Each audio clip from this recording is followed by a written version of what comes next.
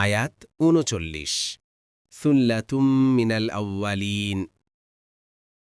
অনুবাদ তাদের অনেকে হবে পূর্ববর্তীদের মধ্য থেকে। আয়াত ৪০ ওয়াসুল্লাতুম মিনাল আখিরিন।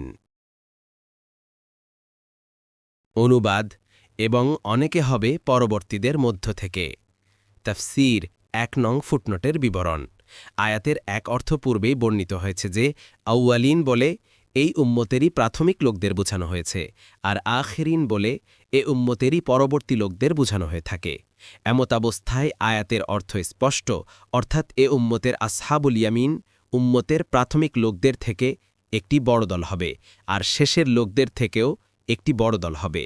আর যদি আয়াতে আউয়ালিন বলে আদম আলাইহিসসালাম থেকে শুরু করে মুহাম্মদ সাল্লাল্লাহু আলাইহি ওয়াসাল্লাম পর্যন্ত সময়ের লোকদের বোঝানো হয়, এবং আখিরিন বলে এ উম্মতে মুহাম্মদীকেই বোঝানো হয়ে থাকে, তবে আয়াতের সারমর্ম এই হবে যে আসহাবুল ইয়ামিন তথা মুমিন মুত্তাকিগণ পূর্ববর্তী সমগ্র উম্মতের মধ্য থেকে একটি বড় দল হবে, এবং একা উম্মতে মুহাম্মদীর মধ্য থেকেও একটি বড় দল হবে।